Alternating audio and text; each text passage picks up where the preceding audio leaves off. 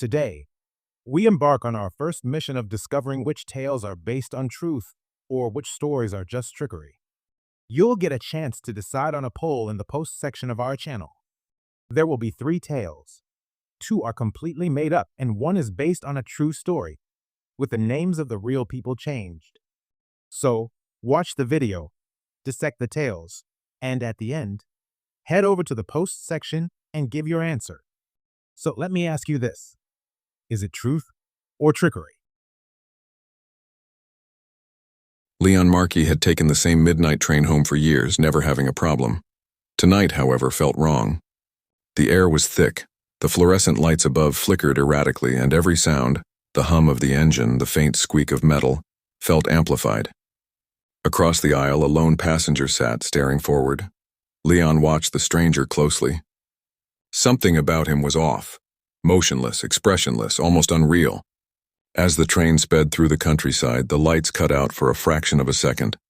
When they returned, the stranger was closer. Leon swallowed hard and turned toward the window, forcing himself to ignore the growing unease.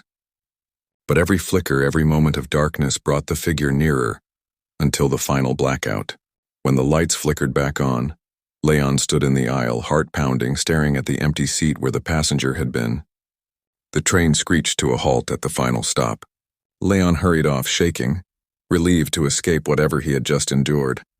As Leon stepped onto the platform, he saw the conductor. "Excuse me, sir. You might want to keep an eye on that other passenger." "Something is off with him," Leon said. The conductor stared at Leon with a confused expression. "Sir, you were the only passenger on that train." Leon's breath hitched. Security footage later confirmed it. He had been alone. But in every frame, another shadow sat beside him.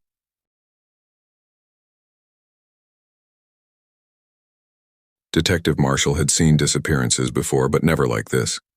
A man had vanished overnight from a locked apartment. The door had been bolted from the inside, the windows sealed, no forced entry, no struggle. It was as if the tenant had ceased to exist. The only clue was an open journal sitting on the desk, the last entry unfinished. "I've heard whispers in the walls. If I don't write again, they've taken me." Marshall scanned the room, sensing something was off. He ran his fingers over the wallpaper, feeling a small tear at the edge. Carefully, he pulled it back, revealing a hidden door. Behind it was something impossible, an identical room. Same desk, same furniture, same journal.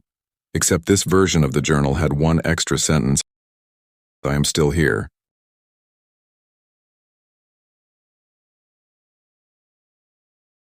Nebraska's plains were once filled with sod houses, simple homes built from the earth itself.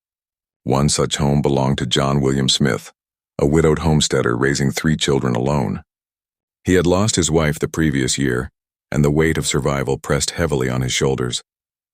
Then came the storm. One brutal night in 1887, rain poured relentlessly, soaking through the sod walls.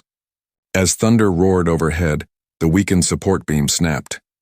The house collapsed, burying everything beneath layers of mud. Somehow, Smith and his children survived. But what came after was far worse. In the weeks leading up to the storm, Smith had spoken of whispers in the walls, of figures watching from the distant fields at night.